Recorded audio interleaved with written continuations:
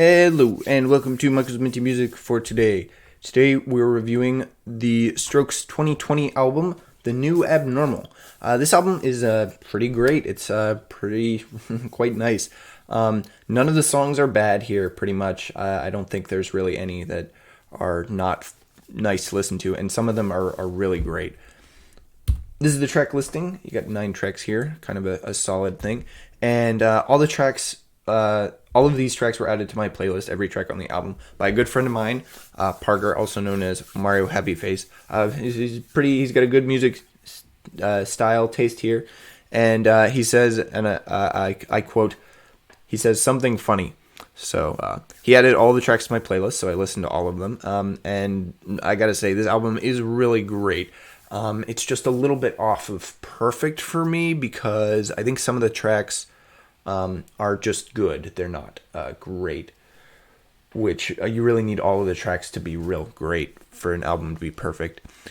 And but none of these tracks are bad. And the album is still a great listen. It flows quite well, and it flows really amazingly, really. And the album works surprisingly well if you listen to it backwards and forwards, which is kind of an interesting little thing, and it's quite impressive.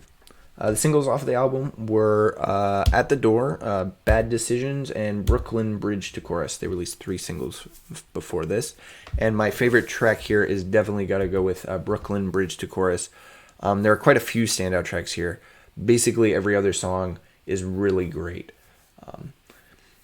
It's really, you can listen to this whole album and really you won't hear a bad song. This is the only Strokes album I've heard because I haven't dedicated myself to listening to all of their albums. So it takes the only spot on the list for now. Although I do think I will eventually probably, having listened to this one, I will probably listen to all of their albums at some point. Although that will be sometime in the future. I don't have a plan right now for that. So eventually this list will return. And additionally, this album takes my top spot from 2020. This is definitely my favorite album from 2020, and it beats out sort of a variety of things. The Fallen Order soundtrack and More Love are decent, but they're not really great.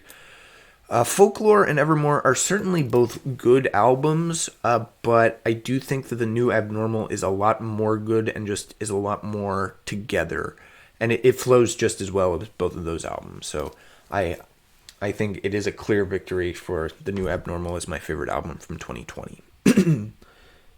Next up, we have Billy Joel's debut album, Cold Spring Harbor, released in 1971. It's pretty good. It's pretty interesting, but it's definitely not his best work, but it is certainly worth listening to. So stay tuned for that and stay minty.